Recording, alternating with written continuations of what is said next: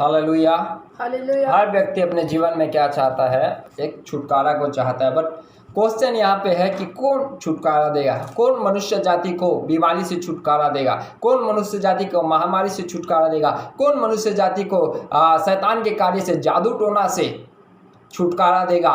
कौन ऐसा है जो छुटकारा दे सकता है? अभी का करंट सिचुएशन को अगर देखेंगे, हर एक व्यक्ति अपने जीवन में एक छुटकारा देने वाले का इंतजार कर रहा है और उसकी और अपनी दृष्टि को लगा के रखा है कि who can going to deliver us and upon whom we can fix our eyes so that he and whatever be he may deliver us from this kind of the pestilence, this kind of trouble whatever we are facing nowadays। और जो कुछ हम इन दिनों में हम क्या सामना कर रहे हैं, सारे चीज़ों से कौन हमें छुटकारा देगा?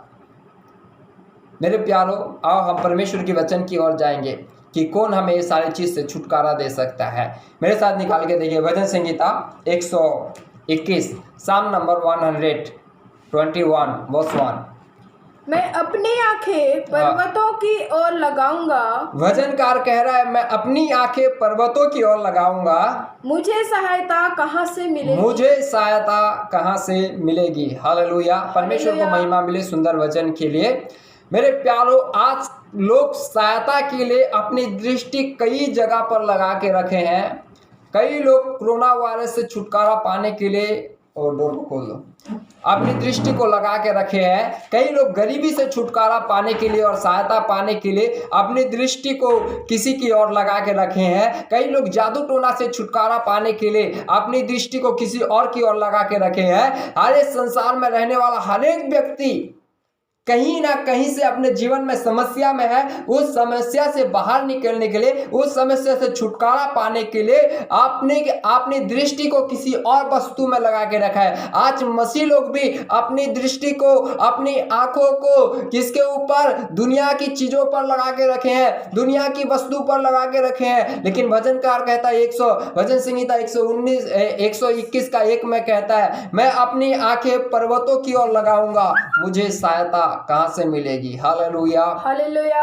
आप अपनी आंखों को पर्वतों अर्थात परमेश्वर की ओर लगाए। परमेश्वर की ओर से ही आपको, मुझको सहायता मिल सकती है। मैं सारे लोगों से कहना चाहता हूं, जिन लोग अपनी दृष्टि सांसारिक वस्तु पर लगा के रखे हैं, जिन लोग अपनी दृष्टि अपने काम पर, अपने पैसा पर, अपने बिजनेस पर, अपने कारोबार पर लगा के रखे हैं, जाने रहो आपका पैसा आपको छुटकारा नहीं दे सकता या सहायता नहीं कर सकता। आपका क्या बोलते बिजनेस, आपका कार्य आपको सहायता नहीं दे सकता और छुटकारा नहीं कर सकता। लेकिन यदि आपकी दृष्टि यदि यहोवा परमेश्वर की ओर लगाए रहो, प्रभु निश्चय आपको सहायता करेगा। हालेलुया। और आपको छुटकारा देगा। मेरे प्यारो, भजनकार कहता है, मैं अपनी आंखें पर्वतों की ओर लगाऊंगा। ये पिलग्रिम का एक भजन संहिता, पिलग्रिम मतलब तीर्थ यात्रा का एक भजन संहिता है। उस समय जब इस्राएल लोग रहते थे तो परमेश्वर का तंबू और परमेश्वर का उपस्थिति पहाड़ में रहता था। तो कई बार क्या करते थे इस्राएल के लोग, कई बार मतलब साल में 1-2 बार, शायद मेरे ख्याल से 2 बार जाते थे शायद। तो इन लोग जाके क्या करते थे? पहाड़ में जाके परमेश्वर की आराधना करते थे। उसीलिए भजन संहिता 15 में भी लिखा है कि तेरे पवित्र पर्वत पर कौन जा सकता है, चढ़ सकता है, कौन रहेगा? ठीक है, क्योंकि उन लोग क्या करते थे, साल में 2 बार और 3 बार जाके क्या करते थे? परमेश्वर की उपस्थिति में जाके आराधना करते थे और उसकी सम्मुख में बैठते थे। तो अभी हमारा जीवन में उस पहाड़ में जाना नहीं है। उसीलिए भजनकार कहता है कि मैं अपनी दृष्टि क्या करूंगा? पहाड़ की ओर लगाऊंगा, पर्वतों की ओर लगाऊंगा। क्यों?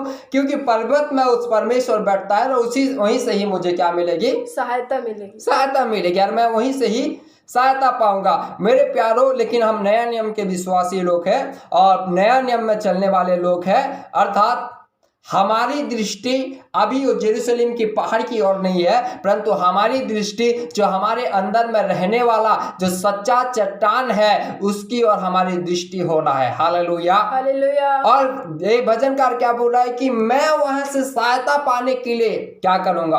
अपनी दृष्टि लगाऊंगा। बाइबल में कई ऐसे लोग हैं और कई लोग हैं जिन्होंने अपनी दृष्टि परमेश्वर की ओर लगाई और अनेक प्रकार की विपत्ति से और अनेक प्रकार की सहायता, क्या बोलते हैं, अनेक प्रकार से उन्होंने अपने जीवन में सहायता को पाया है। मैं कुछ बातों को रखना चाहता हूँ, मेरे साथ एक वचन को निकाल के पढ़ सकते हैं। प्रेरितों के काम 3 अध्याय उसका 3, 4, 5 एक बार पढ़ दीजिए, 5 और 6 पढ़ दीजिए। प्रेरितों के काम 3 अध्याय उसका 5 और 6 पद पढ़ दीजिए, जल्दी पढ़िए।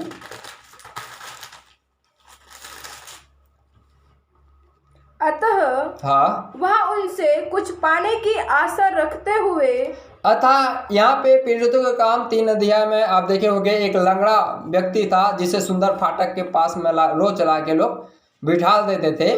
और उस व्यक्ति ने क्या कर रहा है, एक दिन पतरस और यूहन्ना जब मंदिर में आने लगे तो उनकी ओर क्या कर रहा है, उनसे कुछ पाने की आशा रखते हुए क्या गया, पढ़े आगे। अतः वह उनसे कुछ पाने की आशा रखते हुए, वह उनसे कुछ पाने की आशा रखते हुए उनकी ओर ताकने लगा। उनकी ओर ताकने लगा। किनकी ओर?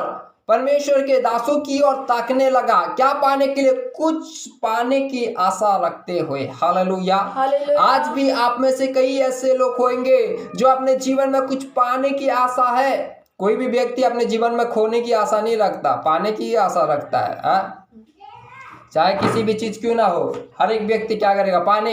मैं आपसे एक चीज कहना चाहता हूं, यदि आपके जीवन में आप कुछ पाने की आशा रखते हुए इस वचन को सुन रहे हैं और इस वीडियो को देख रहे हैं, परमेश्वर आपसे निश्चय कुछ देगा, निश्चय आप कुछ पाओगे परमेश्वर से। उस भिखारी ने क्या किया, कुछ पाने का आशा रखते हुए उनकी ओर ताकने लगा, उनकी ओर देखने लगा, परमेश्वर के दासों की ओर देखने लगा कि मुझे कुछ तो मिलेगा इनसे।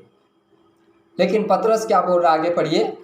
तब पतरस ने कहा, चांदी और सोना हाँ तो मेरे पास नहीं है। अरे बाप रे, क्या भयंकर बात बोला। पतरस ने कहा कि चांदी और सोना तो मेरे पास है नहीं। अरे बाप, ऐसी बोल के अगर कोई पास्टर बोल देगा तो विश्वासी वहीं बेहोश हो जाएगा। हालेलुया।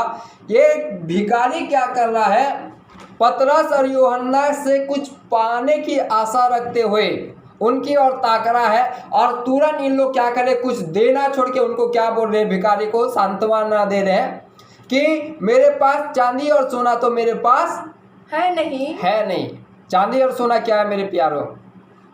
संसारिक वस्तु है, संसार की वस्तु है। चांदी और सोना का मूल्य केवल ये जिंदा और इस संसार में ही आप उसका लाभ उठा सकते हैं और उसका मूल्य को जान सकते हैं।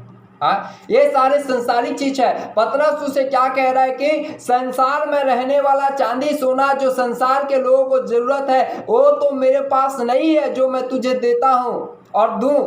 संसारिक कोई भी चीज मेरे पास नहीं है, चाहे मेरे पास है घर हो, द्वार हो, महिला क्या बोलते पैसा हो, कौड़ी हो, चाहे किसी भी प्रकार का संसारिक धन क्यों ना हो, वो तो मेरे पास देने के लिए नहीं है। मेरे प्यारों, मैं आपसे एक चीज कहना चाह रहा हूं, यदि आप संसारिक धन दौलत पाने के लिए परमेश्वर की ओर ताक रहे हैं, जाने रहो परमेश्वर आपको संसारिक धन दौलत की ओर आकर्षित नहीं करता, परमेश्वर आपको अनंत जीवन की ओर आकर्षित करता है। हालेलुया। आकर्षित करता मतलब देता है। संसार, कई लोग ऐसे हैं संसारिक धन पाने के लिए परमेश्वर के चरण में बैठते हैं और परमेश्वर की ओर ताकते हैं। हफ्ते में एक दिन हो भी, फिर सारा दिन संसार की ओर ताकते रहेंगे। ये भिखारी मंदिर में तो बैठा हुआ है, और मंदिर के पास में तो बैठा हुआ है, परंतु इसका दृष्टि कहाँ है? संसार की ओर है, ना कि परमेश्वर की ओर। हालेलुया। हालेलुया। आप में से कई ऐसे लोग हो सकते हैं जो परमेश्वर का मंदिर में तो बैठते हैं, परमेश्वर की उपस्थिति में तो बैठते हैं, लेकिन आपका मन, आपका ध्यान संसार की ओर, संसार की बातों की ओर हो सकता है। लेकिन जान लो, पतरस यहाँ पे कह रहा है उसी व्यक्ति को जिसके लिए तू मुझ पर आशा लगा के ताक रहा है, जो चीज तू पाने की आशा हमसे रख रहा है, वो चीज तो मेरे पास नहीं है कि मैं तुझे देता, परंतु पतरस के पास कुछ है, उसे देने के लिए आज परमेश्वर ने हमारे भी ऊपर भी हमको भी कुछ देने के लिए कुछ रखा है। हालेलुया। हालेलुया। आगे पढ़ के देखो क्या बोलते हैं। तब पतरस ने कहा, तब पतरस चांदी ने और कहा, सोना तो मेरे पास है नहीं, चांदी और सोना तो मेरे पास है नहीं, परंतु जो मेरे पास है, जो मेरे पास है वह तुझे देता हूँ। वह तुझे देता हूँ। यीशु मसीह नासरी के नाम से चल फिर। Hallelujah, hallelujah. Praise God for this wonderful word. पतरस कहता है कि संसारिक कोई भी चीज तो मेरे पास नहीं है, लेकिन मेरे पास जो है वो मैं तुझे देता हूँ। वो क्या है? वो स्वर्ग का चीज है। यीशु नासरी के नाम से चल और फिर। हालेलुया। वचन में लिखा है उसी समय उसके टखनों में बल आ गए, वो नाचता कूदता हुआ परमेश्वर की महिमा करने लगा, क्योंकि उसकी दृष्टि किसकी ओर थे? परमेश्वर के जनों की ओर थे, कि उनसे कुछ पाए बोल के। आपकी दृष्टि यदि परमेश्वर की ओर है, जाने रहो आज आपके जीवन में परमेश्वर बड़े आनंद को देगा। आप अपने जीवन में नाचोगे, कूदोगे, परमेश्वर की आराधना करोगे, क्योंकि जो भी परमेश्वर की ओर दृष्टि लगाया कभी उनका मुंह काला नहीं होया। हालेलुया। बाइबल में ऐसे लिखा है, जितनों ने उसकी ओर दृष्टि की उन्होंने अपने जीवन में ज्योति पाए। आप यदि परमेश्वर की ओर दृष्टि करोगे, समझ जाओ परमेश्वर कभी भी आपको लज्जित होने नहीं देगा। आप अपने जीवन में अनंत काल की ज्योति पाओगे। हालेलुया। भजनकार कहता है, मैं अपनी आंखें पर्वतों की ओर लगाऊंगा, मुझे सहायता कहाँ से मिलेगी? मेरे प्यारो, आपको सहायता देने वाला, आपको मदद करने वाला एकमात्र सच्चा और अच्छा खुदा है। वो सेनाओं का यहोवा परमेश्वर है, वो पवित्र प्रभु यीशु मसीह है, वो पवित्र आत्मा परमेश्वर है, जो आपको हर एक परिस्थिति में सहायता कर सकते हैं, मदद कर सकते हैं। ये लंगड़ा व्यक्ति अपने जीवन में कई बार उस जगह में बैठा, लेकिन कोई भी उसे सहायता नहीं किया, लेकिन एक व्यक्ति जिनकी ओर उसने दृष्टि किया उन्होंने सहायता किया। वो कौन है? यीशु नासरी का नाम है।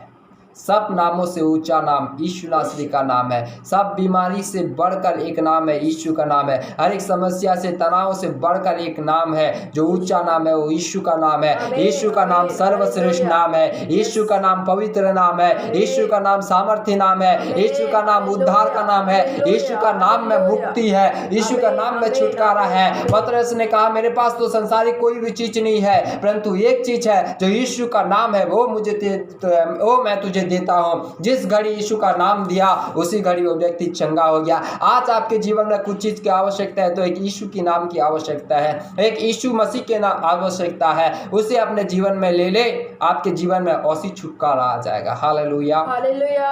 औसी आपके जीवन में परमेश्वर का आशीष आ जाएगा। मेरे प्यारो, आज आपकी दृष्टि कहाँ पे है?